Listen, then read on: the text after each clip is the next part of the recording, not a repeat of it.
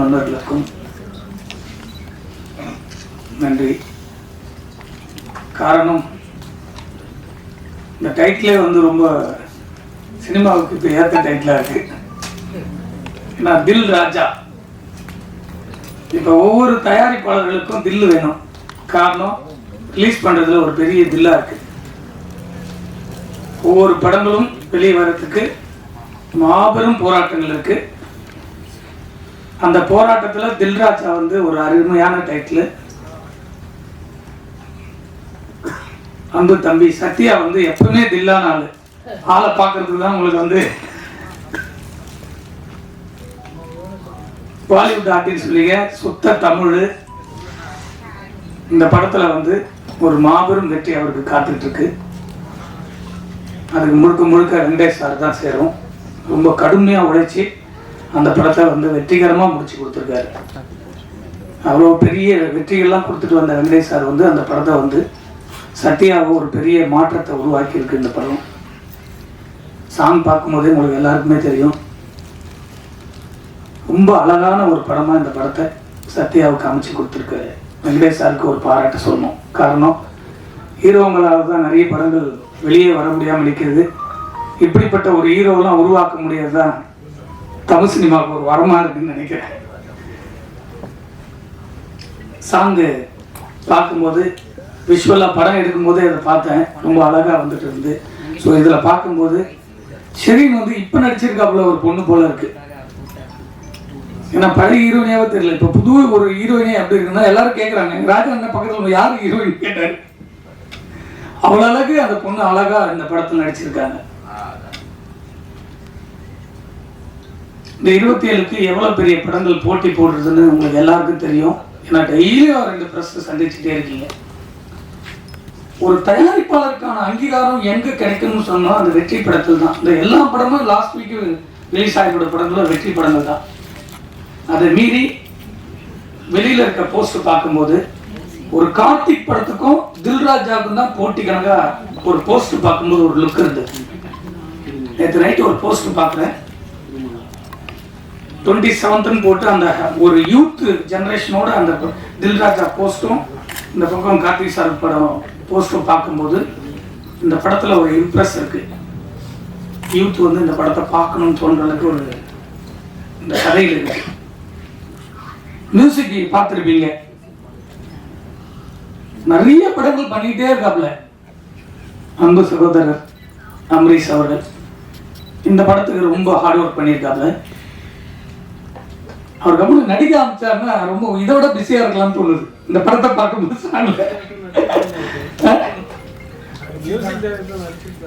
ஆமா, அதை விட கொஞ்சம் நடிச்சா நல்லா இருக்குன்னு நினைக்கிறேன்.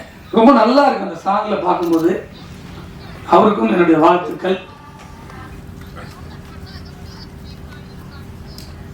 மேடம் ரொம்ப கோச்சிக்கிட்டாங்க பார்க்கும்போது. அவங்க கோவப்படாம சொல்லியிருக்காங்க. நல்லா அவங்க சிரிச்சுக்கிட்டே அதை சொன்னாங்க. அதனுடைய வேதனை என்னன்றது நம்ம ரொம்ப புரிஞ்சுக்கணும். அது யாரா இருந்தாலும் சரி, இந்த படத்தை எடுத்து முடிக்கிறதுக்கு மாபெரும் போராட்டத்தில் இந்த படத்துல 24 மணி நேரம் ஒரு நடிகனா மட்டும் இல்லாமல் விஜய் சத்யா இந்த படத்தை ஒரு தயாரிப்பாளராக இன்னைக்கு வரைக்கும் சுமந்துக்கிட்டு போறாரு. ரிலீஸ்க்கு அப்புறமும் சுமக்கணும், ரிலீஸ்க்கு அந்த முடிச்சும் சுமக்கணும். ஏன்னா அதனுடைய வழிகள் ஒவ்வொரு நாளும் அந்த பணத்தை போட்டு போட்டு படத்தை வருமானு தெரியாம ஒரு நடிகனா பணம் வாங்கிட்டு ஜாலியா சுத்துறத விட்டுட்டு ஒரு தமிழ் சினிமாவில் ஒரு படைப்பை தன்னை ஹீரோ வச்சு எடுக்கிற படத்தை தான் வெளியே கொண்டு வரணும்னு போராடக்கூடிய இப்படிப்பட்ட ஹீரோகள்லாம் இருந்தாங்கன்னா தமிழ் சினிமா உச்சத்தில் இருக்கும். தயாரிப்பாளர்கள் நிம்மதியா படுத்து தூங்கலாம். இப்ப தயாரிப்பாளர் யாருமே நிம்மதியா தூங்கல. எனக்கு தெரிஞ்ச ஒரு 6 மாசமா யாருமே நிம்மதியா தூங்கல. இப்ப ரிலீஸ் ஆகிருக்கிற இன்க்ளூடிங் ஒரு 2 நாளுக்கு முன்னாடி மகாராஜான்னு ஒரு போஸ்ட் பார்த்துருப்பீங்க. 100 நாள் போஸ்ட். ரொம்ப நாளைக்கு அப்புறம் 100 நாள் போஸ்ட் பார்த்துருப்பீங்க. அவங்க கூட தூங்கல. எவ்வளவு பெரிய வெற்றின்னு உங்களுக்கு தெரியும். அதை கடந்து அதுக்கு செலவு பண்ணியிருக்காங்க. ஆனா பாம்பேல இருந்து ஒரு ஹீரோயினி அவங்கள டிக்கெட் போட்ட உடனே அவங்க டீமோடு இந்த படத்தை வாழ்த்தணும்னு சொல்லி இங்க சத்யாவுடைய ரிலீஸ் முன்னாடியே நிற்கும் போது ரொம்ப நம்ம மகிழ்ச்சியா பார்க்க வேண்டியதா இருக்கு. ஆனா இந்த படத்துல சம்பளம் வாங்கிட்டு இந்த படத்திலே நடிச்சுட்டு இந்த படத்துக்கே வராமல் இருக்கிற ஒரு நடிகைகள் பார்க்கும்போது கோபத்தினுடைய உச்சத்துக்கு போக வேண்டியதார். அவங்க தான் நடித்த படத்துக்கு டைலர்கள் இல்லைன்னு அவங்களுடைய ஆளுக்கும் அந்த உணர்வு இருக்கு, அது போட வேண்டியது கடமை. ஆனால் இந்த படத்துல முன்னுரிமை கொடுத்து நடிச்சிருக்கக்கூடிய ஷெரீன் அவளை காணாம போன ஆர்டிஸ்ட். அப்படி காணாம போன ஒரு ஆர்டிஸ்ட கூப்பிட்டு வந்து நடிக்க வச்சு எவ்வளவு பெரிய டைரக்டர். ஸோ இவர் வந்து ஹீரோவா நடிச்சிருக்காரு. இப்போ இந்த படங்கள் வரும்போது அவங்க 5 நாள் வந்து இங்க தங்கணும், தங்கி இந்த படத்தினுடைய ரிலீஸ் ப்ரொமோஷன் பண்ணணும். அதுதான் ஒரு ஆர்டிஸ்டுடைய கடமை. அதே போல சமுத்தியான ஒரு ஆர்டிஸ்ட் நடிச்சிருக்காங்க. போன் போட்டு கூப்பிட்டா வந்து நடிச்சிருந்தா ஒரு ஃபங்க்ஷனுக்கு வந்து இந்த படத்தை பத்தி பேசி இந்த படத்தில் நடிச்சிருக்க கேரக்டர் சொல்லி இதெல்லாம் நாங்கள் வாழ்ந்துருக்குன்னு சொல்லும்போது தான் அது வந்து ஆடியன்ஸுக்கு போய் தேரும், இந்த படத்தில் இவங்க நடிச்சிருக்கு. ஸோ இவ்வளவு விஷயம் இருக்குல்ல, அது ஒரு 100 பேர் பார்ப்பாங்க, அதில் ஒரு 50 பேர் தேட்டருக்கு வருவாங்க. ஸோ ஆடியன்ஸ் கிட்ட போய் சேரும். ஒரு கண்டென்ட் போய் சேருது எப்படி சேருது, அவங்களே அதில் இருக்கிறவங்க வந்து சொல்லும் போது தான் சந்தோஷம். பெரிய டாப் இருக்க எல்லா நடிகருடைய படத்துக்கு வந்து நிற்கிறாங்க. நான் ஒவ்வொரு ஆடியோ ஃபங்க்ஷன் சொல்றேன், எல்லா டாப்ல இருக்க ஹீரோங்கெல்லாம் வந்து நின்று ரஜினி சார்லாம் இப்போ லாஸ்ட் படத்துலாம் வந்து பேசும்போது சந்தோஷமா இருக்கு. ஆனா இப்ப அப்கமிங்ல வரப்போ ஒரு படத்துக்கு இவங்கெல்லாம் வந்து சமித்தியா அந்த பக்கம் இவங்கெல்லாம் ஒரு ஆர்டிஸ்ட் கூட வரலன்னா யாருமே வந்து சும்மா நடிக்கல.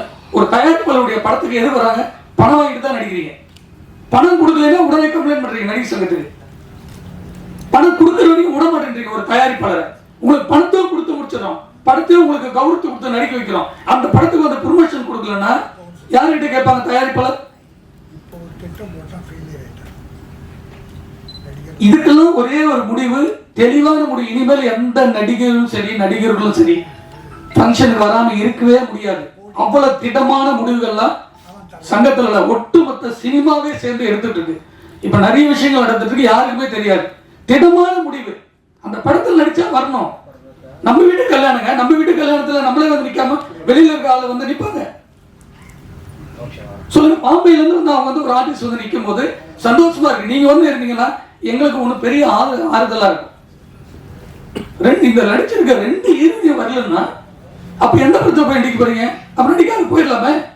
வேற என்ன, சினிமாவே வாழ்ந்துட்டு இருக்க எவ்வளவு நடிகர்கள் நடிகைகள் வாய்ப்பு கிடைக்காம தவமா இருக்காங்க. அவங்களுக்கு அந்த வாய்ப்பு கிடைக்கும், அவங்க வந்து அதில் வந்து சந்தோஷப்படுவாங்க. நீங்க நடிக்கணுன்ற எண்ணம், எல்லாருக்கும் மெசேஜ் போறீங்க, எல்லாரும் இந்த படத்துக்கு வரணும், வாய்ப்பு வரணும் தேடுறீங்க. வாய்ப்பு கொடுத்த பிறகு ஷூட்டிங் வரதுக்கு 1000 பிரச்சனை பண்றீங்க. ஷூட்டிங்ல வந்தா கேரம் ஒன்று இது வேணும், ஸ்டார் ஹோட்டல் தான் நீங்க டிசைட் பண்றீங்க. இதெல்லாம் அரேஞ்ச் பண்ணி கொடுத்தாலும் படத்துல வந்து ப்ரொமோஷன் ஆடியோல இருந்து ரிலீஸ் வந்து நிக்க மாட்டீங்க. அப்ப யாருக்கிட்ட சொன்னோம்? உங்களுக்கே அக்கல் இல்லாத சினிமால நீங்க எதுக்கு நடிக்க வரீங்க? இப்போ சினிமான்றது ஒரு பொக்கிஷம், கலையா நேசிச்சுவாங்க. இந்த படத்தை எதுக்கு சுமந்து ஓடுறாரு? இவ்வளவு படங்கள் போட்டிக்கு முன்னாடி நீங்க தில்ராஜா வந்து நிக்குதுன்னா அந்த படத்தை பார்க்கும்போது சாங்ல அவ்வளவு அழகா இருக்கு. இதுக்கெல்லாம் ஒரு திடமான முடிவை தயாரிப்பாளர் சங்கம், எங்க அண்ணா இருக்காரு ராஜேந்திரன், அவர் நிறைய விஷயத்த எல்லாத்தையும் பேசுறாரு ஓப்பனா. ஒவ்வொரு படத்துக்கு நிக்கிறார், சின்ன படத்துக்கு அவங்க எதிர்பார்த்தா வந்து நிக்கிறாரு. அவர் நிம்மதியா வீட்டுல இருக்கலாம், தூங்கிட்டு இருக்கலாம். எதுக்கு வர்றாரு? சினிமாவை, இந்த கலையை நேசிச்சு நேசிச்சு இந்த சினிமா தான் நம்மளுக்கு சோறு போடுன்ற ஒரு ஆதங்கமும் அன்பும் தான் இங்க வந்து நிக்கிறார். வெங்கடாசர் திரு அவர் கொடுக்காத இட்டா எவ்வளவு இட்டு கொடுத்திருக்காரு. அவர் படத்திலே நீங்க வந்து நிக்க மாட்டீங்கன்னா அப்ப வேற எந்த படத்துல நிப்பீங்க? ஒரு புது படத்தினுடைய டைரக்டர் படத்துல நீங்க எப்படி வந்து நிப்பீங்க? தமிழ் சினிமாவில் மட்டும்தான் தயாரிப்பாளர்கள் வந்து யாரும் கேட்க மாட்டாங்கன்ற ஒரு தைரியத்திலே சுத்துறாங்க. தயாரிப்பாளர் இல்லைன்னா சினிமாவில் யாருமே இருக்க முடியாதுன்றது யாருக்குமே இன்னும் புரியல. அது சொல்லிட்டே இருக்காங்க, பேசிட்டே இருக்காங்க, போயிட்டே இருக்காங்க நினைக்கிறாங்க. எல்லாத்துக்கும் ஒரே முடிதான். ஒரு ஸ்ட்ரைக்ல ஒரு லட்சம் பேர் சாப்பாடு இல்லாம அலைவாங்க சினிமால. அந்த சூழ்நிலை உருவாக்கிட்டு இருக்கு சினிமா. ஒவ்வொரு தயாரிப்பாளர் வெள்ளிக்கிழமை ரிலீஸ் பண்ணி எல்லாத்தையும் வித்து போட்டுட்டே இருக்காங்க. அதெல்லாம் போனா கூட பரவாயில்ல. அந்த படம் ரிலீஸ் போது ஒட்டுமொத்த இண்டஸ்ட்ரி அதை நடிச்சிருக்க டெக்னீஷியன்லாம் வந்து நிற்கும் போது ஸ்டேஜில் அந்த படத்துக்கு வந்து ஒரு ஹாப்பியா இருக்கும். நான் விட்டுட்டு 2 கோடி 3 கோடி போனா பரவாயில்ல, என்னுடைய படத்துக்கான ஆறுதலாக நாங்கள் நிற்கணும்ல. ஒரு 20 நாள் 30 நாள் 40 நாள் கால் ஷீட் நடிக்கிறீங்க. ஒரு அரை மணி நேரம் 2 மணி நேரம் ஒரு ஆடியோ ஃபங்க்ஷன், ஒரு 10 சேனலுக்கு என்ட்ரி கொடுத்து இந்த படத்தை பத்தி நான் அந்த கேரக்டர் பண்ணி நடிக்கும் போது தான் அது வந்து ஹாப்பியா இருக்கும். கடவுள் வந்து எல்லாருக்குமே 50 கோடி 1 கோடி 100 கோடி 200 கோடி பிரிச்சு கொடுக்கல நடிகர்கள், அவங்களுடைய ஹார்ட் ஒர்க்கில் தான் கொடுக்குது. நீங்க இந்த படத்தில் நடிக்கிறீங்க, நடிச்சா மட்டும் பத்தாது, அதுல இருந்து நிக்கணும், உங்களுடைய கடமை. அது ஒரு 4-5 ஹீரோயினிங்க 4-5 பெரிய நடிகர்கள் இருக்காங்க, அவங்களாம் ஃபங்க்ஷன் வரக்கூடாது. இந்த ஃபார்முலா ஒரு சில ஆளுகள் எடுத்துட்டாங்க. இப்போ ஏன்னா கேட்கறதுக்கு ஆள் இல்லை. தமிழ் சினிமாவை ப்ரொடியூஸ் இருக்கு. நயன்தாரா சொந்தமா படம் எடுத்தா அவங்க போய் ஸ்டேஜில் நிற்கிறாங்க, ஒரு ப்ரொடியூசர் எடுக்கிட்ட வந்து சொல்றாங்க பார்க்கலாம், வரதே கிடையாது. என் தயாரிப்பாளர் ரோட்ல பெத்து விட்டு வச்சிருக்காங்க. ஒரு தயாரிப்புலையும் எல்லாத்தையும் வித்துட்டு படம் எடுக்கிறோம்.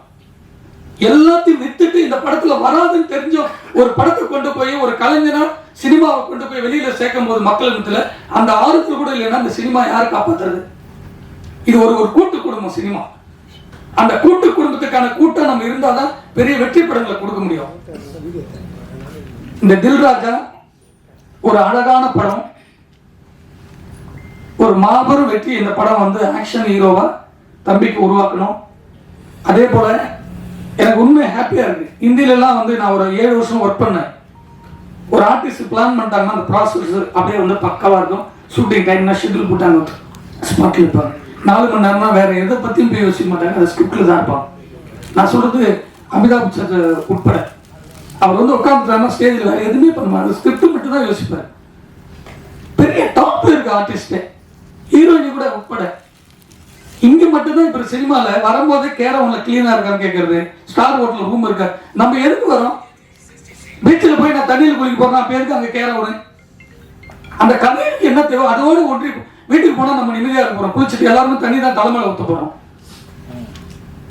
ரொம்ப வேலையா இருக்கு. ஒரு ஃபங்க்ஷனு கூட சின்ன படத்துக்கு ஆர்டிஸ்ட் வரல, யாருமே வரலன்னா அந்த கதைக்காக சுமந்துக்கிட்டு போற ஒரு தயாரிப்பாளர், ஒரு ஹீரோவா, ஒரு டைரக்டர் தான்.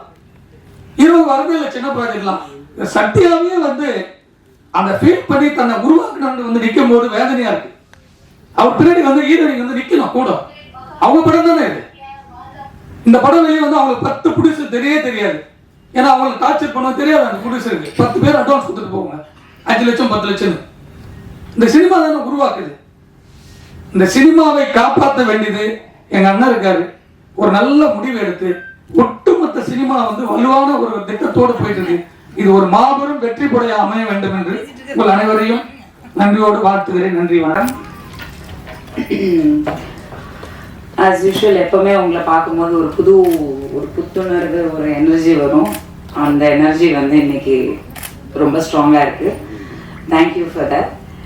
And first of all I would like to congratulate and wish all the best to Vijay, Satya and A. Venkatesh sir and team Amrish. அவர் தான் நிறைய நடிச்சிருக்காரு படத்தில். ஆக்சுவலி நான் அம்ரிஷை வந்து எந்த சோஷியல் ஈவெண்ட்ஸ்லையும் சினிமா ஈவெண்ட்ஸில் நான் பார்த்தது இல்லை. நான் actually I not seen him. Aunty எனக்கு நல்லா தெரியும். Aunty is very very very sweet. எங்கே பார்த்தாலும் எப்போ பார்த்தாலும் ஆப்வியஸ்லி அப்பா அம்மா காலத்துலேருந்து தேவ் பின் ஃபேமிலி ஃப்ரெண்ட்ஸ். ஸோ ஆண்டி ரொம்ப நல்லா பேசுவாங்க. But I never seen him. நான் இன்னைக்கு பார்த்துட்டு தான் ஐ மீன் லைக் எனக்கே நான் கேட்டேன், இப்போதான் கேட்டேன், ஏன் நீ வந்து எந்த ஃபங்க்ஷனுக்கும் you are not coming and என்ன தெரியல. He said that was cute. Anyway, lovely music and I think all the songs are very big hits. So congratulations to that. இந்த படம் பொறுத்த வரைக்கும் சாரோட, நான் ஏ வெங்கடேஷ் சாரோட நிறைய பேருக்கு தெரியாத விஷயம், நான் ஃபர்ஸ்ட் ஒரு கம்பேக் பண்ணோம், நடிக்க வரணும்னு சொல்லிட்டு இப்போ நான் ரீசெண்டாக பிக் பாஸ்க்கு வந்து அதுக்கப்புறம் வர்றது மட்டும்தான் எல்லாருக்கும் தெரியும். ஆனால் ஆக்சுவலி ஒரு 10 வருஷத்துக்கு முன்னாடி நான் ஃபர்ஸ்ட் வந்து என்னோட பாப்பா ஜெயனிதா பிறந்ததுக்கு அப்புறம் எங்கள் அப்பாவோட சண்டை எல்லாம் நடந்தது. அப்போதான் நான் ஃபேமஸான மீடியாவில் திரும்பி அந்த டைமில் வந்து நான் பயங்கரமாக இழைச்சேன். And I wanted to come back in films. I thought why not அப்படின்னு சொல்லிட்டு ஒரு ஐடியா இருந்தது. அப்போ வந்து ஏ வெங்கடேஷ் சார் தான் ஆக்சுவலி ஃபர்ஸ்ட் வாய்ப்பு எனக்கு கொடுத்தாரு. சும்மா நச்சுன்னு இருக்கு, பிரிட்டோ சாரோட தயாரிப்புல வந்து சும்மா நச்சுன்னு இருக்குன்ற படம் நகுலோட அந்த ஒரு படம் நான் பண்ணிட்டு again I just I took a back seat. I think that was அந்த நேரம் என்னோட டைம் இல்லை. I didn't want to continue. But சாரோட நான் ஃபர்ஸ்ட் டைம் ஒர்க் பண்ணேன். Seriously I'm telling you, he has been like, நான் சொல்றது வந்து 2010-11 நினைக்கிறேன். அந்த டைம்ல இருந்து சார் வந்து நான் வந்து டைரக்டர் பி வாசு கிட்ட வந்து அசிஸ்டண்டா ஒர்க் பண்ண ஒரு ஆளு. ஸோ ஒரு 10 படம் நான் வந்து ஒர்க் பண்ணியிருக்கேன் அவரோட. ஸோ அவரோட ஸ்பீடு, அவரோட அந்த தாட் ப்ராசஸ், அவரோட அந்த போல்டான ஒரு டெசிஷன்ஸ், அவரோட பெர்ஃபார்மன்ஸ், நான் வந்து ஒரு ரசிகையா பார்த்துருக்கேன் டைரக்டரை. என்னோட குரு, அவரை பார்த்து நான் வளர்ந்துருக்கேன், ஒரு ஆர்டிஸ்டா வளர்ந்துருக்கேன். இன்னைக்கு எனக்கு பெர்ஃபார்ம் பண்ண முடியுது அப்படின்னா ஐ திங்க் டெஃபினெட்லி ஒரு டைரக்டர் லைக் பி வாசு கிட்ட ஒர்க் பண்ணது மட்டும்தான்.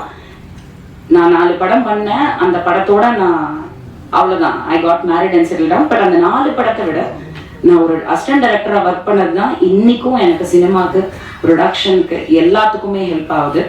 அந்த விதத்துல அந்த வரிசையில பார்க்கும்போது KS ரவிக்குமார் சார், யூனோ சில டைரக்டர்ஸ் வந்து ஒரு ஹீரோவை விட ஒரு ஜாஸ்தி ஒரு பர்சோனா, ஒரு அவங்களுக்குள்ள ஒரு தேஜஸ், அவங்களுக்குள்ள ஒரு ஸ்பீடு, ஒரு நம்ம ரசிப்போம், ஒரு ஆர்டிஸ்டா ரசிப்போம் இந்த டைரக்டரை. அந்த மாதிரி நான் ஒர்க் பண்ணதுல வந்து A. Venkatesh sir is one of the ace directors. ரொம்ப அடக்கமான ஒரு டவுன் டு எர்த் பர்சன். யாருமே வந்து அவர் பந்தாவே பண்ணிக்க மாட்டாரு. அவர் அவ்வளோ ஸ்வீட் த்ரூ த இயர்ஸ். நான் இப்போ ஒரு 4 படம் ஒர்க் பண்ணிட்டேன் அவரோட. அண்ட் அவர் இந்த படத்துக்கு கூப்பிட்டப்போ ஒரு 2 days ஆக்சுவலி என்ன ஆச்சுன்னா, இங்க இருக்க தேன்மொழி என்னோட ஆக்ட்ரஸ், அவங்க மூலியமா தான் இந்த மாதிரி ஒரு படம் எடுக்கிறாங்க. சார் வந்து என்ன கேட்டாரு, ஒரு 2-3 days தான் ஒர்க்கு, பட் ஒரு நல்ல ரோல் அப்படின்னு சொன்னாங்க. அப்புறம் எனக்கு காலே வரல. சம்திங் ஹேப்பன், யாரோ நடுவில் வந்து விளையாடிட்டாங்க ஆஸ் யூஷுவல். எனக்கு கால் வரல. எனக்கு வந்து சார் படம்னோன்னா நான் யாருக்கும் அந்த மாதிரி கால் பண்ண மாட்டேன். சார் படம்னோன்னா நான் வந்துட்டு நம்பர் வாங்கி ஸ்பெசிஃபிக்காக சாருக்கு கால் பண்ணேன். நான் சொன்னேன், சார் என்ன சார் நீங்கள் ஏதோ இந்த ஒரு கேரக்டர் ஏதோ நீங்கள் சொன்னீங்களா, அதுக்கப்புறம் என்னாச்சு சார்னோன்னா அவருக்கே தெரியல. அவர் சொன்னார், ஏமா உங்களை அப்ரோச் பண்ணாங்களாமே, நீங்கள் ரொம்ப பணம் கேட்டீங்களாமே. நான் சொன்னேன், சார் என்னை பற்றி கொஞ்சம் விசாரிச்சுட்டு பேசுங்க, நான் வந்து நிறைய பணம் கேட்டேன்னு சொன்னால் தயவு செஞ்சு நம்பாதீங்க அப்படின்னு. அப்படியா, சரி ஓகே நான் பேசுறேன். நான் சொன்னேன், சார் நீங்க எதுவுமே பேசாதீங்க, எப்போ ஷூட்டிங், எங்க லொகேஷன் மட்டும் சொல்லுங்க, நீங்க என்ன கொடுத்தாலும் நான் வாங்கிக்கிறேன். ஆனா உங்க படத்துல நீங்க அந்த கேரக்டருக்கு கூப்பிட்டுட்டு நான் வராம இருக்க மாட்டேன் அப்படி சொல்லி நானா லொகேஷன் போய் ஒர்க் பண்ண ஒரு படம்னா அது தில் ராஜா தான். அப்போ வந்து ஆக்சுவலி நான் how to call you Sathya ஒன்லினோ விஜய் சத்யா. ஸோ சத்யாவை நான் பார்த்தப்போ நான் ஏதோ ஒரு இவர் டைரக்டர்ஸ் உங்களை எல்லாரையும் அழைக்கணும், அது நான் அதனால அதை பத்தி அதிகமா பேசல. பட் அதுல ஒரு சின்ன சஸ்பென்ஸ் இருக்கு, அது இத்தனை நாள் நான் சொல்லல. Because of time is almost close and இந்த மாதிரி பிரச்சனைகள் ஃபேஸ் பண்றதுனால நான் வந்து இன்னைக்கு அதை பத்தி பேசி ஆகணும். நான் ஃபர்ஸ்ட் டைம் நான் நினைச்சே பார்க்கல, இத்தனை வருஷம் கழிச்சு நான் ஒரு அசிஸ்டன்ட் டைரக்டரா ஒர்க் பண்ணது உண்மைதான், அது பேஷன், கத்துக்கணும் சினிமா, அவ்வளவுதான். தவிர இன்னைக்கு நான் வந்து ஒரு டைரக்டரா பரிமாணம் எடுக்கிறேன் இந்த படத்து மூலியமா. Production number 5. இந்த படத்துல வந்து நான் ஃபேஸ் பண்ணது ஒரு டைரக்டரா, ஜோவிகா தான் ப்ரொடியூசர். ஸோ உங்களுக்கு புரியுதான்னு தெரியல, ஆனா ஒரு ஃபர்ஸ்ட் படத்திலே வந்து எவ்வளோ சினிமாவை பத்தி கத்துக்க முடியுமோ. ஏன்னா அந்த படத்துல வந்து ஒரு 27-28 ஆர்டிஸ்ட் இருக்காங்க, எல்லாருமே சீனியர் ஆர்டிஸ்ட், எல்லாருமே பெர்ஃபார்மர்ஸ், எல்லாருமே ஃபேமஸ் ஆர்டிஸ்ட். இத்தனை பேரை வச்சு நாங்கள் தாய்லாண்டில் ஒரு 70% கம்ப்ளீட் பண்ணி, இங்கே வந்து ஒரு 30% கம்ப்ளீட் பண்ணி இப்போ போஸ்ட் ப்ரொடக்ஷன் போயிட்டு இருக்கு. வித் காட்ஸ் கிரேஸ் படம் முடிஞ்சது. ஆனால் ஒரு ஹீரோவோட சப்போர்ட் வந்து இந்த அளவுக்கு இருக்கணுங்க. Seriously I have to tell you. ஏன்னா நான் பார்த்தப்போ வெறும் ஹீரோவா தான் பார்த்தேன். ஆனால் இந்த படத்தில் இன்னைக்கு ப்ரொடியூசரை தாண்டி வந்து நின்று ஒரு படத்தை வந்து நம்ம கொண்டு வரணும், இவ்வளோ எஃபர்ட் போட்டாச்சு, அதை கொண்டு வரணும், ரிலீஸ்க்கு கொண்டு வரணும், அதுக்கான என்னெல்லாம் பண்ண முடியும், யார்கிட்ட எல்லாம் பேச முடியும், என்ன எஃபர்ட் எடுக்க முடியும், அந்த சின்சியரிட்டி அந்த ஜென்யூனிட்டியே வந்து லைஃப்ல வந்து நம்மள வந்து எப்படினாலும் ஜெயிக்க வச்சிடும். அது ரொம்ப முக்கியம் சினிமால. அது இல்லாதனாலதான் சினிமா அழிஞ்சிட்டு இருக்கு. பட் என்னன்னா இது எப்பவுமே நீடிக்கணும். சத்யா கரெக்டா? இவங்க பாம்பேல இருந்து வந்திருக்காங்க. She is Kannika. Hi, thank you for coming from Bombay like a South Indian girl. But remember one thing I am telling you today, be like this forever. நாளைக்கு உனக்கு மேபி பல கோடி ரூபாய் சம்பளம் கிடைச்சு பெரிய ஹீரோயின் ஆகலாம். ஆனா நீங்க இப்போ what ever you are remain the same. ஏன்னா எல்லாம் ஆரம்பத்துல நல்லா தான் இருக்காங்க, அதுக்கப்புறம் வந்து கோடி 10 கோடி 7 கோடி 6 கோடி அந்த படத்துல வர்ற மாதிரி டைலாக் தான். ஸோ அந்த விதத்துல வந்து I wish Sathya all the best. I think he is performed very well and he looks like நிஜமா வந்து ஒரு பெரிய கமர்ஷியல் ஹீரோக்கான ஒரு லுக் கண்டிப்பா இருக்கு. தமிழ் பையங்க சப்போர்ட் பண்ணுங்க, ஹிந்திக்கார பையன் கிடையாது. ஹிந்தி தெரியாது போடாது அந்த மாதிரி. And I thank A Venkatesh sir and Amrish and K Rajan sir. நான் சொன்ன மாதிரி இந்த படத்துல ஹீரோயின் வரல, லேடி ஆர்டிஸ்ட் வரலன்னா ஃபர்ஸ்ட் இவர் வந்துருவாரு சார். சப்ஸ்டிடியூட் நீங்க தான் சார், வேற என்ன சார், யார் சார் அட்ராக்ட் பண்றது ஆடியன்ஸையும் பிரஸ்ஸையும்? ஃபர்ஸ்ட் நீங்க, நெக்ஸ்ட் நான் ஒரு கொசுறு மாதிரி உங்க கூட வருவேன், நடிச்சனோ இல்லையோ நான் அங்க இருப்பேன். ஸோ அந்த விதத்துல நான் எப்பவுமே சொல்லுவேன், ஆடியோ ரிலீஸ் மேட்ஸ் நாங்க எல்லாமே எப்பவுமே ஆடியோ ரிலீஸ்ல மட்டும்தான் சந்திப்போம். இது ஒரு கியூட்டான ஒரு ஸ்டோரியா இருக்கு, ஆக்சுவலி ஒரு நல்ல line. Anyway I wish all the best. September 27 PVR Inox Pictures. It was actually something very intriguing. ஏன்னா PVR ங்கிறது it is a very big brand, Inox. In fact, I think most of the theaters today is PVR Inox. எல்லாத்துலயுமே அவங்க வந்து they have taken over. So அவ்வளோ பெரிய brand வந்து இந்த படத்தை ரிலீஸ் பண்ணுதுன்னா, நான் படம் பார்க்கல பட் டப்பிங் பண்ணேன். So I see in the gist of the film and நாங்கள் ஒர்க் பண்ணும் போது கிளைமேக்ஸ்லாம் நடந்தது. ஸோ அப்படி இருக்கும் போது இவ்வளோ பெரிய பிராண்ட் வந்து ஒரு படத்தை ரிலீஸ்க்கு கொண்டு வராங்க அவங்க தியேட்டர்ஸ்லன்னா, கண்டிப்பா அதுல வந்து there is definitely stuff in it. 100% தியேட்டர்ஸ்ல போய் பாப்கார்ன் வாங்கிட்டு படம் பார்ப்போம். And I wish the team all the best. Thank you. And it's really exciting to be here. Thank you. வணக்கம். வணக்கம். நானும் சொல்ல வந்தேன். வணக்கம். Vanakkam. வணக்கம். Yeah. It's really nice and exciting to be here. I was actually sitting there and preparing, okay, if they'll call me, what will I say? Because I actually didn't understand one single word you all were speaking, and I'm like, yeah, they all are praising also, and Sarto has spoken a lot. I was like, oh, what all has he mentioned? But again, so we are here to give a major shout out to Dil Raja, Mr. Vijay Satya, Mr. A. Venkatesh, the entire team, and I can already see that the movie has great potential because the people in it are amazing, superbly talented. The songs we have seen are already trending. So let's give it a shout out, and this night is about this only. And yeah, all the best. Thank you so much. இப்படிதாங்க ஆரம்பத்துல பேசுவாங்க. நன்றி. இல்ல நன்றி. Sir நன்றி. சொல்லியே கொடுத்தவானா ஆரம்பத்துல இப்படிதான் பேசுவாங்க. அதுக்கப்புறம் ஒரு சில வருடங்களுக்கு அப்புறம் இங்கேயே கல்யாணம் பண்ணி அழகா செட்டில் ஆகி. First of all, I give thanks to Kaniya. ஏன்னா இந்த படத்துடைய எல்லாருமே சொல்லிட்டாங்க, ஹீரோயின் நடிச்சிட்டு இருக்க சரி, அப்புறம் சம்யுக்தா, அது ஒரு செகண்ட் ஹீரோயின் மாதிரி படத்தில் ஒரு முக்கியமான லீட் ரோல். அவங்க 2 பேரும் வரல. பல முறை ஃபோனில் சத்யா வந்து போராடினார், என்கிட்ட சொன்னார், நானும் பேசி பார்த்தேன். அங்கே படப்பிடிப்பு இங்கே படப்பிடிப்புன்னாங்க. புரிஞ்சுக்குவோம் நம்மளாம். இப்போ சினிமாவில் வந்து உங்கள் எல்லாத்துக்குமே தெரியும், ஒரு விஷயத்தை எப்படி அழகாக நாசுக்காக அவாய்ட் பண்ணுவாங்க, என்னென்ன ரீசன் சொல்லுவாங்கன்னு தெரியும். அது இந்த படத்துலையும் அஃப்கோர்ஸ் நடந்துச்சு.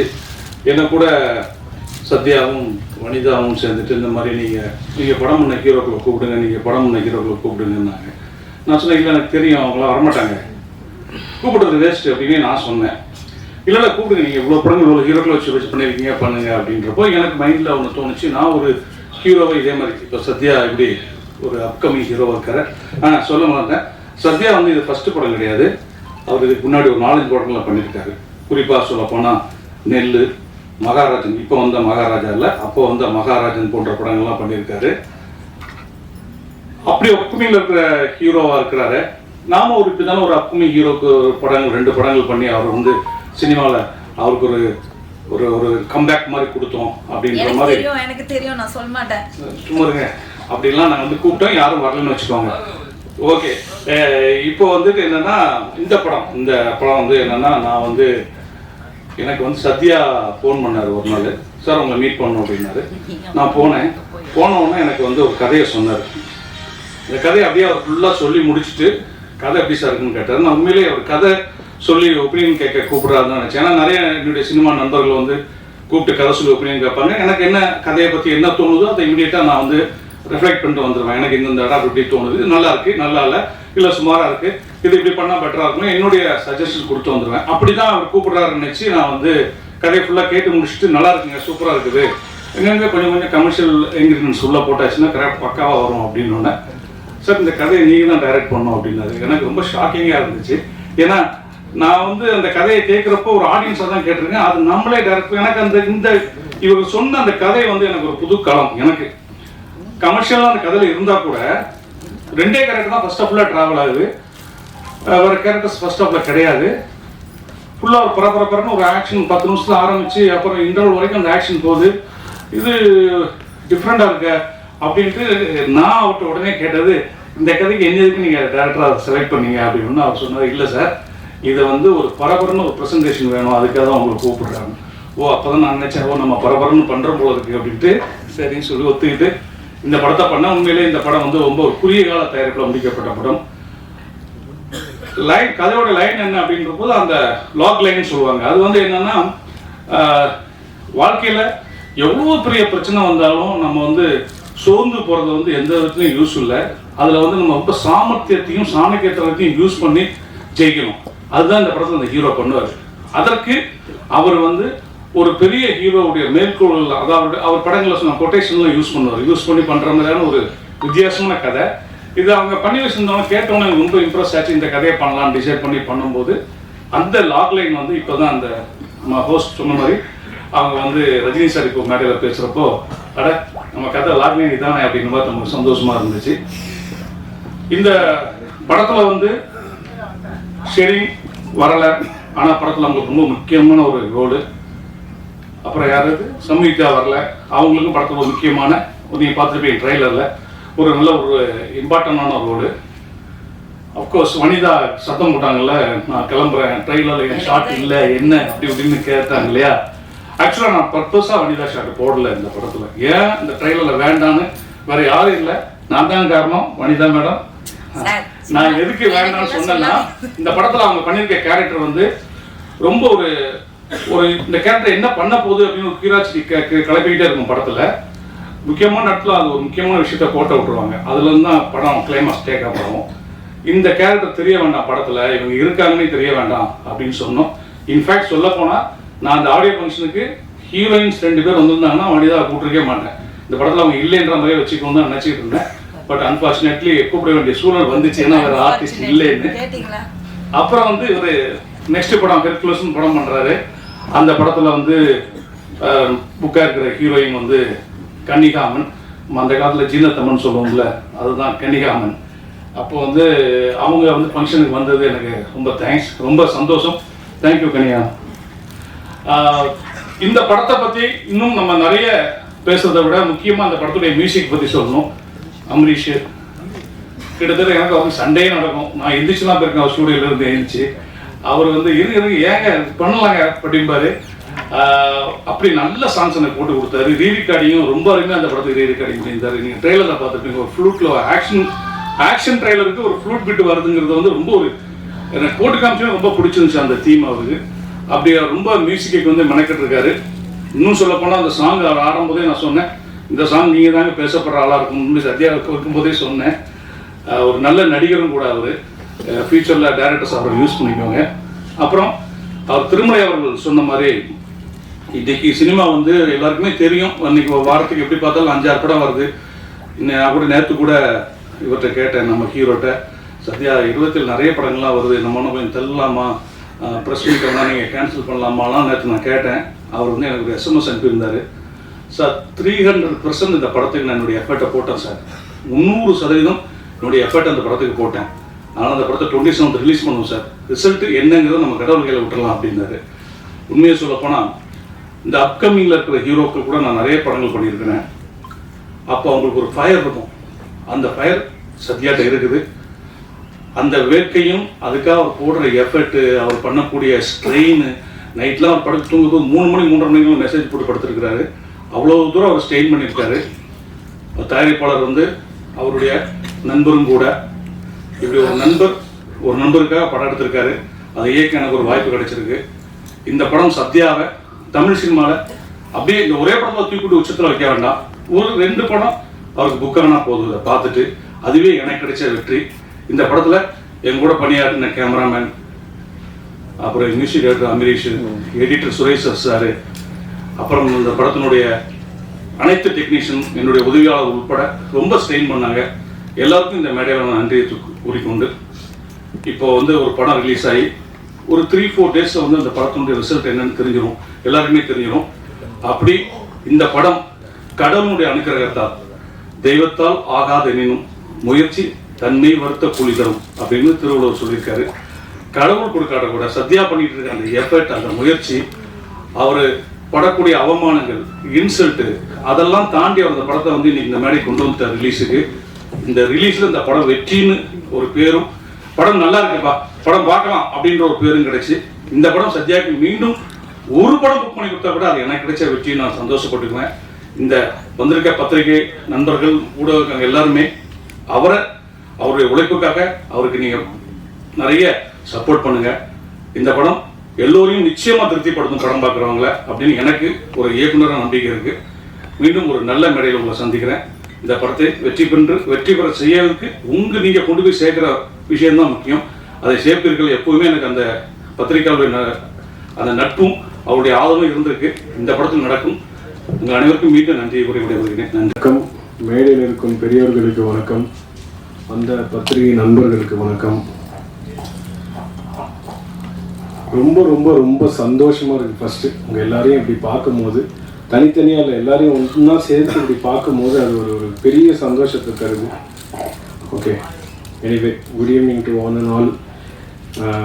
தில் ராஜா இந்த படத்துக்கு மியூசிக் டைரக்டராக மட்டும் இல்லாமல் இன்னொரு அடிஷ்னல் ஒரு விஷயத்த இங்கே சொல்கிறாங்க. இதுக்கு மேலே அதுக்கப்புறம் நடிப்பனா என்னன்னு தெரியாது. இந்த ஒரு பாட்டு ஏன் பண்ண அப்படின்ற ஒரு ரீசன் என்னன்னு அதோட ஸ்டார்ட் பண்ணிக்கிறேன். படம்லாம் முடிஞ்சிச்சு, ஒரு இன்ட்ரோ சாங் இருந்தால் நல்லாயிருக்கும் அப்படின்னு சொல்லி எதிர்பார்த்தாங்க. சரி ரைட்டு, நல்லா என்ன மாதிரி வேணும் அப்படின்போது ஒரு நல்ல ஒரு ஆக்ஷன், ஒரு மாஸ் சாங் வேணும். அப்புறம் நானும் டைரக்டர் சார், ஹீரோ எல்லோரும் கலந்து பேசி இது எப்படி பண்ணலாம் அப்படின்னும் போது ஒரு கொஞ்சம் ஹியூமர் இருக்குன்னு தான் நல்லாயிருக்கும். ஹியூமர்னால் யார் சார், நம்ம அந்த படத்தில் அந்த விஜய் டிவி அவங்களாம் வச்சு பண்ணுறீங்களா அப்படிதான், அப்படியே கொஞ்சம் நவுத்தி போவாங்கள்ல, அப்படியே நெருக்கும் போது சரி ஓகே ஏதாவது ஒரு நல்ல கண்டென்ட்டாக எடுத்து பண்ணால் நல்லாயிருக்கும். ஜஸ்ட் ஒரு சாங்காக இல்லாமல் இருக்குதுங்க இல்லையா அப்படின்னு நினைக்கும் போது ஒரு காமெடி எலிமெண்ட் என்ன பண்ணலாம் அப்படின்னு சொல்லி யோசிச்சுட்டு இருக்கும் போது ஒன்று கிடைச்சிது. சரி சார், இப்போ இது யார் சார் பண்ண போகிறா அப்படின்னு ஹியூமராக காமெடியாக யாராவது கிடைச்சா பார்ப்போம். லாஸ்ட்டாக எண்டில் ஒரு சாமியார் கெட்டப்புக்கு ஒருத்தன் தேவைப்பட்டான். அப்போ தான் ஃபைனலாக தெரிஞ்சது அந்த சாமியாரே நான் தான், அப்படி தான் இருக்க போகுதுன்றது ஃபைனலாக எனக்கு புரிஞ்சிடுச்சு. ஏன்னா நீங்கள் அப்புறம் சார் சொன்னார் வந்துடுங்க, காமெடி பண்ணுறதுக்கு ஆள் வேணும், யாரும் கிடைக்கல, நம்ம தான் இருந்தோம் ஃபைனலாக. அதில் என்ன ஒன்றுனா இப்போ தான் பார்க்குறேன், நான் வனிதா மேடம் பக்கத்தில் உட்காந்து பார்த்துட்டு இருக்கும் போது அந்த ஹீரோயின் கூட அவ்வளோ எக்ஸ்போஸ் பண்ணல, நான் தான் பயங்கரமாக எல்லாம் காட்டி எல்லாருக்கும் சந்தோஷத்தை கொடுத்துருக்குறேன். இந்த பெருமை நான் சேரும். தென் கம்மிங் பேக் டு தில் ராஜா, டைரக்டர் ஏ வெங்கடேஷ் சார் படங்கள்லாம் நான் பார்த்தது உண்டு. நான் விஜய் சாரோட பெரிய ஃபேன், இப்போ விஜய் சத்யா ஃபேனு, அதான் விஜய் சார் ஃபேன் நான். ஸோ சார் டைரக்ஷனில் நான் என்னைக்காவது ஒரு நாள் மியூசிக் பண்ணுற மாட்டேனா அப்படின்லாம் தவறு இருந்திருக்கேன். இந்த படம் எனக்கு கரெக்டாக வாய்ப்பு அமைஞ்சிச்சு மியூசிக் பண்ண. அவரோட எவ்வளோ படங்கள் பண்ண டைரக்டர், எவ்வளோ சீனியர் டைரக்டர். இதில் என்னன்னா எங்கள் அம்மாவும் அவரோட டைரக்ஷனில் ஒரு படம் பண்ணியிருக்காங்க, அதுவும் விஜய் சார் படம்னு இருக்கும்போது எனக்கு அது இன்னும் ரொம்ப ஒரு ஆர்வம். அவரோட மியூசிக்கில் அவரோட டைரக்ஷனில் எப்படியாவது நம்ம ஒரு பாட்டு பண்ணிட மாட்டோமான்னு நினைக்கும் போது ஒரு ஃபுல் பெரிய படம் கிடைச்சிது. அது ப்ரொடியூசருக்கும் விஜய் சத்யா சாருக்கு thank this moment, thank you bro. Then coming back to hero, இவர் என்னோட நல்ல ஃப்ரெண்ட். ஃபஸ்ட்டு எல்லாரும் கூடயும் நல்லா பழகுவார். இப்போ நீங்கள் பார்க்குறீங்களா இந்த தோற்றம் எப்படி இருக்கணும்னா ஒரு எக்ஸ்பென்சிவ் காரில் நிறைய ஃபோன்ஸ் வச்சுட்டு ஜாலியாக, இந்த மாதிரி ஜாலியாக இருந்தால் என்ன பணம் போட ஆள் இருக்குன்னு வச்சுக்கோங்களேன், ஜாலியாக சுற்றலாம். அந்த மாதிரிலாம் இல்லை. தான் உடலை நல்லா வற்புறுத்தி ஒரு 6 பேக்கு 24 பேக்கு எவ்வளோ பேக் தெரியாது இப்போ இருக்கு. இவ்வளோ பேக்கை ரெடி பண்ணி மக்களுக்கு என்டர்டெய்னராக இருக்கணும். ஹீரோவாக நான் கேட்டேன், என்ன bro you want to become இந்த கேஜிஎஃப்லாம் வருமே அந்த மாதிரி ஒன்று ஆகணுமா? இல்லை bro, I want to become a nice entertainer to the ஆடியன்ஸ்னாரு. அது இந்த நேரத்தில் அவங்க எல்லாரையும் வந்து தாழ்மையாக கேட்டுக்கிறேன், அவருக்கு உங்கள் சப்போர்ட்டை கொடுத்து அந்த லிஸ்ட்டில் அவர் அமிச்சிங்கன்னா அவர் இன்னும் உங்களுக்கு இன்னும் பெட்டர்மெண்ட் கொடுக்கறதுக்கு கண்டிப்பாக இஸ் த ரைட் பர்சன். நான் இந்த மேடையை எடுத்துக்கிறேன் சொல்கிறதுக்கு. அவருக்குள்ள நிறைய வழிகள் இருக்குங்க. இப்படி ஸ்டைலாக உட்காந்துருக்கிறது ஓகே, பட் அதெல்லாம் நான் கேட்டேன். இந்த படம் பண்ணுறதுக்கு எனக்கும் ஒரு ரீசன் இருக்கும். சரி, ஒரு பைப்லைனில் ஒரு பெரிய படங்கள் பண்ணிட்டு இருக்கும்போது அப்படியே போயிடணும்னு சொல்லி நிறைய பேர் அட்வைஸ் பண்ணுவாங்க. ஆனால் ஒரு நல்ல படத்தில் நம்ம இருக்கோம், அது பெரிய படம் சின்ன படம்னு இல்லை, நல்ல படத்தில் இருக்கும் போது அது ஆட்டோமேட்டிக்காக அவங்க யார் அப்படின்னு சொல்லி தெரியும். அதுவும் எனக்கு ஒரு இவ்வளோ வருஷத்துக்கு அப்புறம் இந்த மேடையில் ஒரு கிட்டத்தட்ட 2010 நினைக்கிறேன் அம்மா வந்து ஒரு படத்தில் லான்ச் பண்ணாக்கி, அதாவது ஹீரோவா. அதுக்கப்புறம் நினச்சிட்டேன், இனிமேல் இந்த ஃப்ரேம் முன்னாடி வரவே கூடாது. அப்பா எவ்வளோ ஒரு ஸ்ட்ரெஸ்ஸு, எவ்வளோ ஒரு ஸ்ட்ரெயின். நம்ம பேக்லேயே இருந்து ஜாலியாக ஏசியில் ஜாலியாக மியூசிக் பண்ணிட்டு இருக்கலாம். கே ராஜன் சார் டைரக்ட் பண்ணி நான் அந்த படத்துக்கு மியூசிக் பண்ணியிருக்கேன்னா அப்போ பார்த்தோம் எவ்வளோ கம்ஃபர்ட்டாக நான் இருந்திருப்பேன். அவரோட பாடல் வரிகளில் கூட நான் மியூசிக் கம்போஸ் பண்ணியிருக்கேன். அவர் எப்பேற்பட்ட ஆள் உங்க எல்லாருக்கும் தெரியும்ல. ஏன்னா அது வந்து மை கப் ஆஃப் டீ. நான் வந்து ஸ்டுடியோவில் ஒருத்தரை கன்வின்ஸ் பண்ணி பாட்டை பண்ணி அது வெளியே வரும்போது ஐ ஹாவ் தட் கான்ஃபிடென்ஸ்.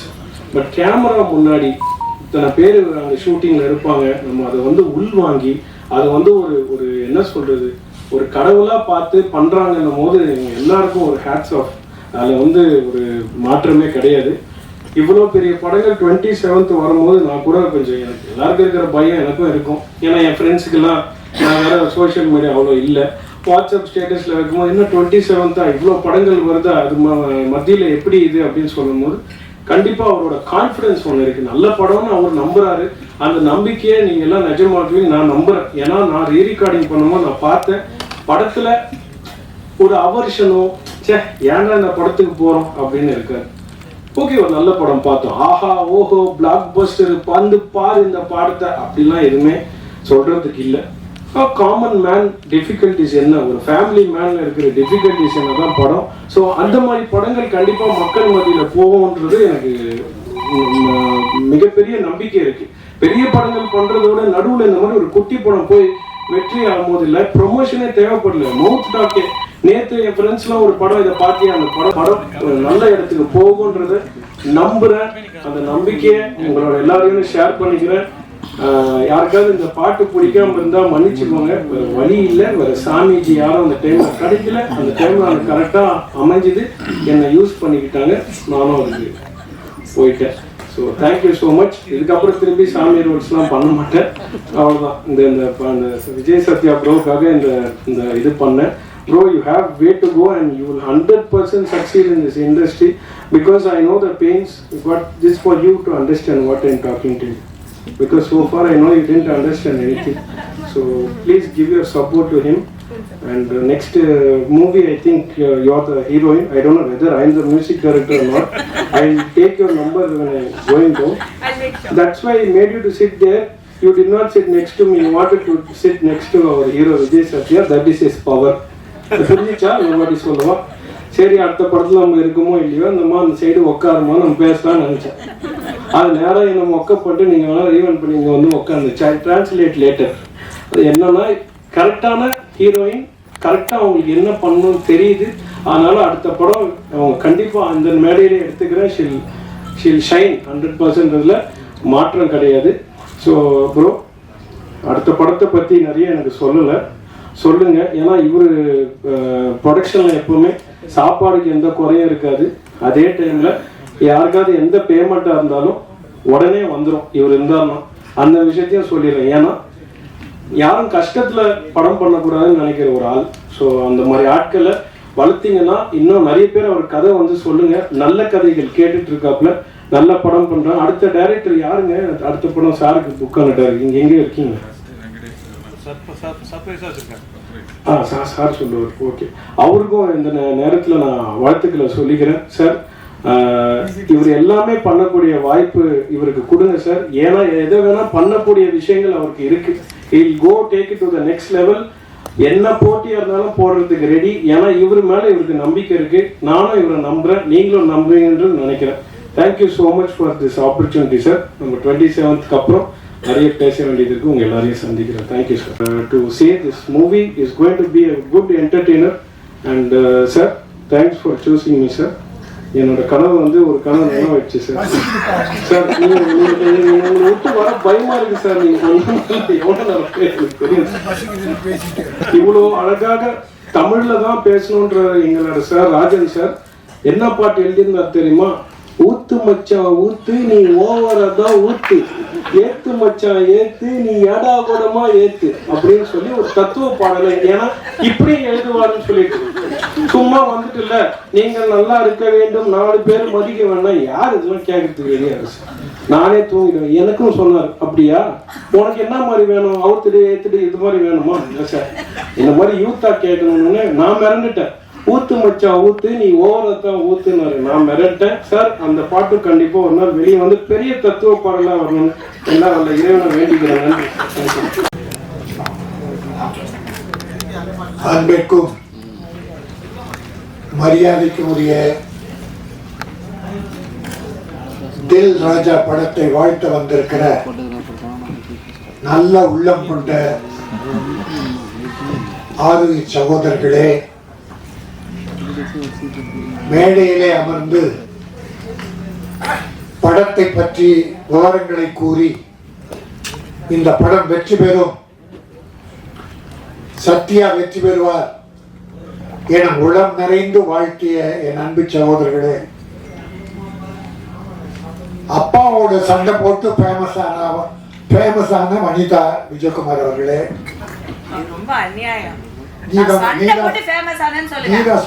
சண்டை போட்டு ஃபேமஸ் ஆன அது யார் கூடன்றது தெரியும். நான் யார் கூட சண்டை போட்டாலும் ஃபேமஸ் ஆயிடும். அதுதான் நீ சண்டையே போடுறது. நவீன கால பிரேமானந்தா அருமை தம்பி அம்பரீஷ் அவர்களே, அவனுக்கு ஏதாவது சம்பளம் கொடுத்தா அதை வாங்கிடு. அவன் அனுபவிச்ச மாதிரி இந்த படத்துல யாருமா இருக்கு. அவன் ஓவரா பேசிட்டு என்ன அடக்கமா பேச சொல்றான். என் பிள்ளைகளில் ஒருவன் அவன், திறமை மிக்கவன். அவனுக்கு இன்னும் ஒரு பெரிய காலம் இருக்கிறது.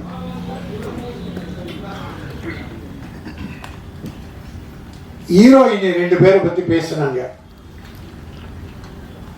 ஒரு ஹீரோயினி நாம எல்லாரும் சேர்த்து சுருட்டி கட்டி பாம்பேக்கு தூக்கி எறிஞ்சிட்டோம். அதை கொண்டாந்து எதுக்கு இந்த படத்துல போட்டீங்க? ஏற்கனவே பூட்ட கேஸ் அது. அதை இந்த படத்துல போட்டு அது கூப்பிட்டா வரல, அப்புறம் போன் எடுக்கலன்னா அது வராததுதான் உங்களுக்கு வெற்றி. இன்னும் அது சுமந்தாவோ சமந்தாவோ யாரது சம்யுக்தா 2 பேரையும் தமிழ் படத்தா யாரும் போடக்கூடாது. நடித்த படத்துக்கே வரலன்னா இன்னொரு படத்தில் நடிக்க கூப்பிடலாமா? மானமுள்ள தமிழன் படம் எடுத்தால், மரியாதை மிக்க தமிழன் படம் எடுத்தால் இந்த 2 பேரை போடவே கூடாது. நான் பார்த்துக்கிறேன். என் சங்கத்தை நான் இப்படி பயன்படுத்த விரும்பல. எல்லாரையும் வளர்த்து விடதான் நான் பாடுறேன். ஆனால் என் ப்ரொடியூசரை, என் விநியோகஸ்தர்களை கெடுக்க நினைப்பவர்கள், வேதனைப்படுத்துபவர்கள் யாரும் வளரக்கூடாது. இதோ ஒரு வடநாட்டு பெண், இந்தி பெண் அடுத்த படத்தில் நடிக்க போகிறார். ஆனால் அவர் அன்பு அழைப்பு ஏற்று, என்னம்மன்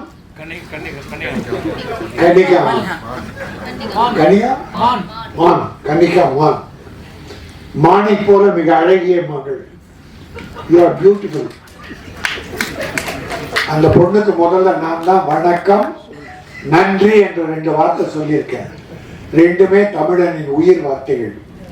வர்றவங்களுக்கு மரியாதை செலுத்தி வணக்கம், செய்த உதவிகளுக்கு நன்றி சொல்லி கடைசி நன்றி. இந்த 2 வார்த்தை நான் முதல்ல சொன்னதுக்காக காரணம், நீ வரும்போது வணக்கத்தோடு தமிழகம் வா, ப்ரொடியூசர்களுக்கு நம்பிக்கையோடு நடந்து கொள், அவர்களால் உயர், அவர்களுக்கு நன்றியோடு இரு. இதற்காக வணக்கம், நன்றி அந்த மானுக்கு சொல்லி கொடுத்தேன். If you don't come next film, no, if they call you, என் அருமை தம்பி, remember that. திருமலை எடுத்த உடனே வேதனை குரலை கொட்டி தீர்த்தான். ப்ரொடியூசர் இவ்வளவு கஷ்டப்படுறான், காலம்லாம் கட்டிட்டு இருக்குமே, எவன் கேட்கிறான்? ப்ரொடியூசர் கேட்கிறானா? யாரையோ குறை சொல்றான், ப்ரொடியூசர் கேட்கிறானா? ஒரு படம் புதுமுகமா போட்டு படம் எடுத்து டைரக்டருடைய திறமையாகும்.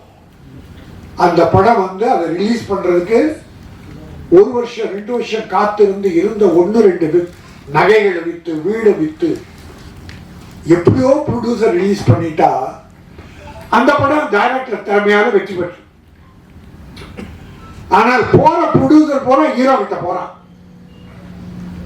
அவன் இதுக்கு முன்னால ப்ரொடியூசருக்கு என்ன வேதனை கொடுத்தான், என்ன துரோகம் பண்ணா, அது என் ப்ரொடியூசர் தெரிய பார்க்கறது இல்லை. ஹீரோக்களோட ஹிஸ்டரியை தெரிஞ்சுங்க, ப்ரொடியூசரை வாழ வச்சிருக்கானா அழிச்சிருக்கானா என்பதை தெரிந்து கொண்டு அவனை வளர விடுங்கள். நன்றி மறந்தவர்கள் நிறைய பேர், எல்லாரையும் சொல்லல, எல்லா நடிகர்களையும் சொல்லல, நன்றி உள்ளவர்கள் இருக்கிறார்கள். தன்னை வளர்த்து விட்ட ப்ரொடியூசர் உன்னை ஹீரோவை போடும்போது கார்ல வந்திருப்பான் கோயம்புத்தூர்ல இருந்து, படம் எடுத்து ரிலீஸ் பண்ணிட்டு சென்னையில இருந்து பஸ்ல போவான், காரு பங்களா எல்லாம் விட்டுட்டு நீ கார்ல போற. ஒரு நன்றி வேண்டாமா? கை நீட்டி சம்பளம் பெற்றோமே, அந்த தயாரிப்பாளர் பஸ்லயே நடந்து போறாரு. முடிந்த உதவிகளை இல்லை இன்னொரு தேதி கொடுத்து அவரை தூக்கி விடுவோம் என்று யாராவது நினைக்கிறார்களா? அப்படி நினைத்தால் அவர்கள் நான் வணங்கும் தெய்வம். உதவி செய்ய வேண்டும், அதுதான் மனித தன்மை. இந்த படத்தில் 2 பாடல்கள் 3 பாடல் 2 பாட்டு கேட்டா ரொம்ப நல்லா, ரொம்ப நல்லா.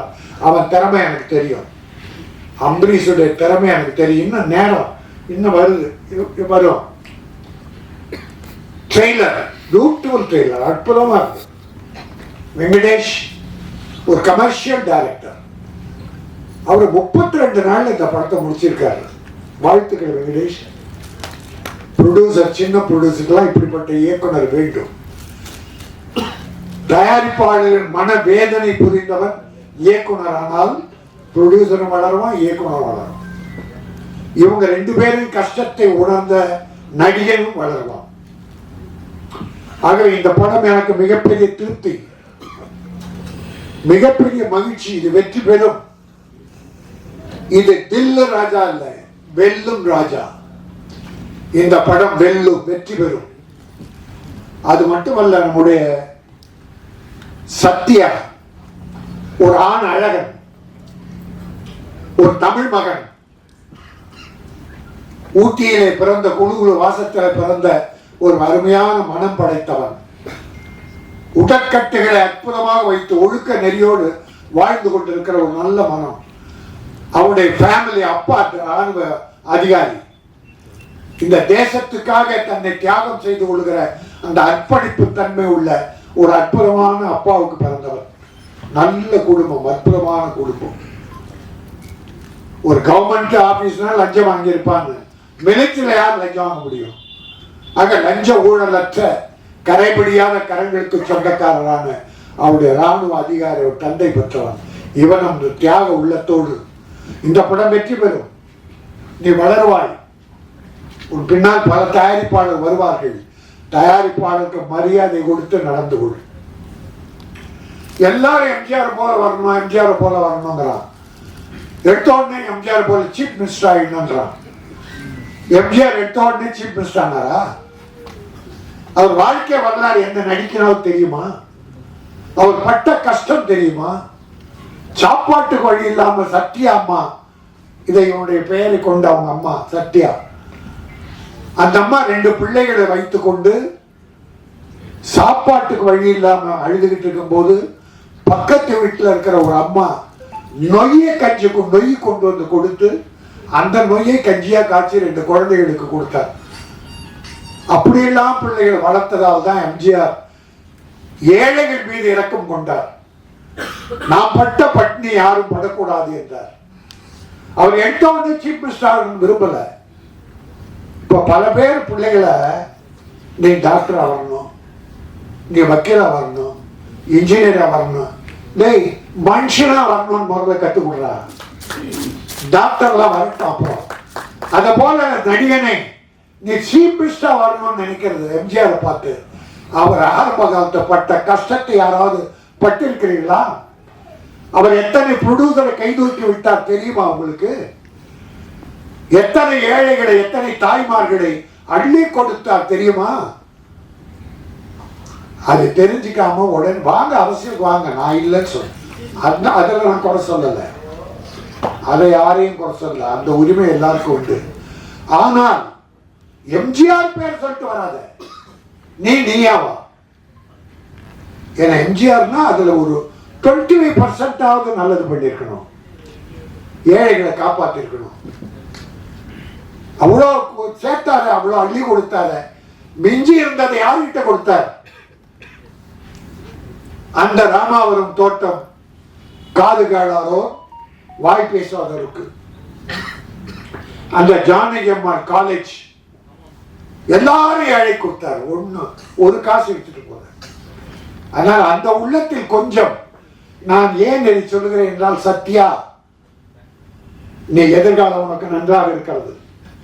எம்ஜிஆர் பார்த்தீங்கன்னா அப்படி இருந்தா கூட அந்த சிரிப்பு சிந்திக்கிட்டே இருக்கும், சிரிப்பு சிந்திக்கிட்டே இருக்கும். சும்மா அப்படி சிரிச்சுக்கிட்டே இருக்க. அவர் எந்த போட்டோ பாருங்க, நான் நேரில் பார்த்துருக்கேன். அவர்கிட்ட சிரிக்க மாட்டார், ஆனா சிரிச்சுக்கிட்டே இருப்பார்.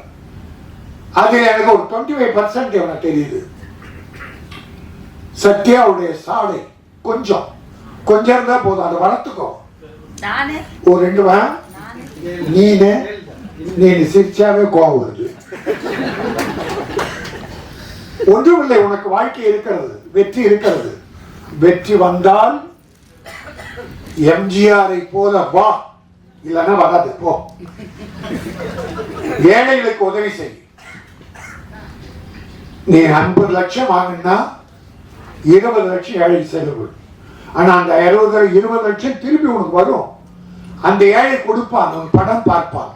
இவன் அந்த ஹீரோக்கு தெரியல. அது கொண்டு போய் அடிக்க உள்ள வச்சிடறான் ரூம்ல. அதுல கொஞ்சம் ஏழை கொடுத்தேன்னு வச்சுங்க, அந்த ஏழைக்கு எல்லா ஏழைக்கும் சொல்லி படம் பார்க்க வைப்பாங்க. வசூல் ஏறும். இன்னைக்கு 200 கோடி 300 கோடி வாங்குறவெல்லாம் எப்படி வளர்ந்தாங்க? ஆனா கொடுத்தது குறைவு, மக்களை எடுத்தது அதிகம். நான் ஒண்ணு நினைச்சேன், சத்தியமா என்ன தாய், எனக்கு தெய்வம் முதல்ல என் தாய் தான். அந்த தாய் மீது சத்தியமா சொல்றேன். வரும்போது இப்போ விஜய் ஒரு தலைவர் ஆயிட்டார், கட்சி போறார், இன்னும் ஒரு படம் தான் நடிப்பேன்றார். சரி, அது அவர் இஷ்டம். நான் பல பேட்டியில சொல்லியிருக்கேன், வருஷத்துக்கு ஒரு படமாவது விஜய் நடிக்கணும், இல்லைன்னா மக்கள் மறந்துடுவாங்க. தலைவர் என்பது வேறு, நடிகர் என்பது வேறு. அந்த அக்கறையில் அவர் ஒரு படம் நடிக்கணும்னு இப்போ வேண்டுகோளை வைக்கிறேன். அந்த விஜய் இடம் காலியானால் எல்லாம் சொன்னாங்களே, எம்ஜிஆர் இல்ல, ஜெயலலிதா இல்ல, வெற்றிடம்னு. இந்த மு.க. ஸ்டாலின் தளபதி வந்தார், வெற்றிடத்தை நிரப்பிட்டாரு. இந்த பக்கம் எடப்பாடி நிரப்பிட்டார். அதனால இடம் வெற்றிடம் என்பதே இல்லை. விஜய்க்கு பிறகு ஏன் இந்த சத்தியா வரக்கூடாது? என்னவோ தெரியல, சத்தியமா எங்க அம்மா சாட்சியா நான் நினைச்சிட்டு வந்தேன். எங்க அம்மா, நான் அதுக்குதான் எங்க அம்மாவை தவிர எனக்கு தெய்வம் கிடையாது. அந்த சத்தியத்தை அம்மா மேல சத்தியமா செய்யும். கடைசியில பார்த்தா அது விஜய் சத்தியான்னு போட்டுருக்காங்க. இங்க வந்து பார்த்தா விஜய் அதுல இணைச்சிருக்கு. விஜய் என்பது வெற்றி. அந்த தம்பியும் பாவம் அப்பா தயவுல கஷ்டப்பட்டு முன்னேறி வந்தது, நல்லா வந்தது, வாழ்ந்தது. இப்ப கட்சி வாக்கு அது மக்கள் பார்த்து முடிவு பண்ணட்டும். நல்லது பண்ணா ஏத்துக்கு போறாங்க, இல்லைன்னா ஒதுக்க போறாங்க. நீ மக்கள் மனதில் வாழ வேண்டும். பணம் ஒரு முக்கியம் அல்ல, மக்களுடைய மனதிலே இடம்பெறு. பணத்தின் மீது படுக்காதே, மக்கள் இதயத்திலே இரு. அந்த மக்கள் உன்னை தூக்கி விடுவார்கள். அதுதான் எம்ஜிஆர் செய்த எல்லாமே பண்ண முடியாது எம்ஜிஆர் மாதிரி யாரும் பண்ணும். ஒரு 25% இருப்பா. இந்த மக்கள் உன்னை மறக்கவே மாட்டார்கள். நீ பெரிய ஹீரோ, எல்லாம் இருக்கு.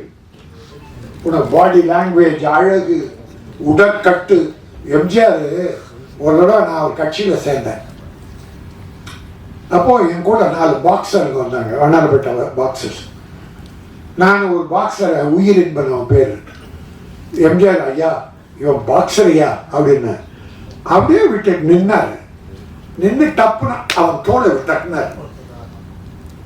பிறகு கையை பிடிச்சார், அப்படி ஒரு அழுத்தினார். ஏன்னா பாக்ஸர்னா இந்த ஷோல்டர், கை இரும்பு மாதிரி இருக்கும். ஷோல்டர் இரும்பு மாதிரி இருக்கும். பார்த்துட்டு ஓ வெரி குட், நல்லா பண்ணு அப்படின்னா. எம்ஜிஆர் சொன்ன உடனே அது சோதனை. அது போல இவன் இந்த உடற்கட்டுகள் எல்லாம் இப்படிப்பட்ட பிள்ளைகள்லாம் அவர் வளர்த்து விடுவார். எம்ஜிஆர் அவர் உடம்ப நல்லா வச்சுக்கணும், எல்லாருக்குமே உதவி பண்ணுவார். அதனால நான் சில வழிகளை சொல்லியிருக்கேன். ஒரு அப்துல் கலாம் சொன்னாங்க, ஒரு கேள்வி கேட்டாங்க, நீங்க செய்த சேவையிலேயே சாதனையிலே எது உயர்ந்தது? அணுகுண்டு வீழ்த்ததா, ஜனாதிபதியா இருந்ததா, இல்ல விஞ்ஞான கண்டுபிடிப்புகளா, ராக்கெட் கண்டுபிடித்ததா? எல்லாம் கேட்கும்போது அவர் சொன்னாரு, இது எதுவுமே என்னுடைய சாதனையில எனக்கு மகிழ்ச்சி தரல. நான் ஹைதராபாத்ல இருக்கிற மாற்றுத்திறனாளி குழந்தைகள், இந்த போலியோல அட்டாக் ஆகி குழந்தைங்க நடக்க முடியாமல, சின்ன சின்ன குழந்தைங்க, அந்த குழந்தைகள் ஒரு 3 கிலோ எடையுள்ள இரும்பு இந்த உபகரணம் காலில் கட்டுவாங்க பாருங்க, அது நடக்கிறதுக்கு. அது அப்போ 2.5 கிலோ 3 கிலோ. அந்த குழந்தை அதையே இழுத்து தூக்க முடியாதான். அதை போய் பார்த்துட்டு வந்து பிளெயின் செய்கிற சில மெட்டீரியல்ஸ் லேசா இருக்குமா, ஆனா உறுதியா இருக்குமா, அதுல அந்த உபகரணம் செய்தார் காலில் நடக்கிறதுக்கு. அது 300-500 கிராமுக்குள்ள. அது ஒன்றிதான் நான் செய்ததிலே எனக்கு ஆத்ம திருப்தியை தருவதுன்னு அப்துல் கலாம் சொன்னார். அணுகுண்டு வச்சு உலக புகழ் பெற்றார், ராக்கெட் கண்டுபிடிச்சு உலக புகழ் பெற்றார், ஜனாதிபதியாகி உலக புகழ் பெற்றார். இதெல்லாம் அவர் சாதனை இல்லையா? இந்த ஊனமற்ற குழந்தை மன்னிக்கணும் மாற்றுத்திறனாளி குழந்தைக்கு அந்த கால் கவசம் செய்தாரு, அதுதான் எனக்கு பெருமைன்னு சொன்னான். அதே போல நீ இந்த ஏழைகளுக்கு உதவி செய்தால் அதுதான் உனக்கு பெருமை. சேர்த்து வைக்கிற பணம் எதுவும் உதவி வராது, செய்கிற சேவை வரும். நீ இன்னைக்கு ரொம்ப சுமைகளை தாங்கிட்ட. இந்த படத்துல நீ ஒரு ஹீரோவா இல்லை, ஒரு ப்ரொடக்ஷன் மேனேஜரை விட அதிகமாக கஷ்டத்தை சிலர் கொடுத்துட்டானுங்க துரோகிகள். நம்பி கேட்டான், இப்போ கஷ்டப்பட்டு எல்லாத்தையும் கொண்டு வந்து கரெக்ட் பண்ணியிருக்கான் ஒரு ஹீரோ. நீ இதுவரைக்கும் சுமைகளை சுமந்தால் இந்த படத்தின் மூலம் சுகம் உனக்கு வருகிறது. தில் ராஜா, வெல் ராஜா, இனி வெல்லுவாய். இந்த படம் வெற்றி பெறும். இது ஒரு கமர்ஷியல் படம். வெங்கடேஷுக்கும் நல்ல வாழ்க்கை கிடைக்கும். இது உள்ள நடித்துள்ள அத்தனை பேரும், டெக்னீஷியன்ஸ், இசையமைப்பாளர் அத்தனை பேருமே மிகப்பெரிய வெற்றி பெற்று இந்த படம் இன்னைக்கு இப்போ நல்ல சின்ன படங்கள்லாம் நல்ல பெருசா போகுது, மக்கள் பார்க்குறாங்க.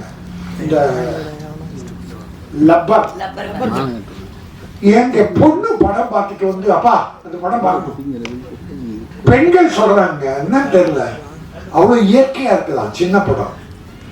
அதனால இப்ப படங்களை மக்கள் பார்த்தாங்க. சின்ன படம் பெரிய பத்தில கவலைப்படல, கதை நல்லா இருக்கா, படம் நல்லா இருக்கா, உட்கார்ந்து 2 மணி நேரம் பொழுதுபோக்கா அழகா பார்த்துட்டு வராங்க. அதுல இது ஒரு வெற்றி படமாக தில் ராஜா வெல்லும் ராஜாவாக வரும் என சொல்லி, பூவாக இருப்பதை விட செடியாக இருங்கள். பூக்கள் காலையில் பூத்து தலையில் சூடி மாலையில் வாடி வெளியே போட்டுடுவோம். ஆனால் செடிகள் பூத்து கொண்டே இருக்கும், அது மக்களுக்கு உதவி கொண்டே இருக்க வேண்டும். அதே போல நீ செடியாக இரு, பூத்து கொண்டே இரு, மக்களுக்கு உதவி செய்து கொண்டே இரு, நீ வெற்றி பெறுவாய். தில் வெல் சத்யா. நன்றி, வணக்கம்.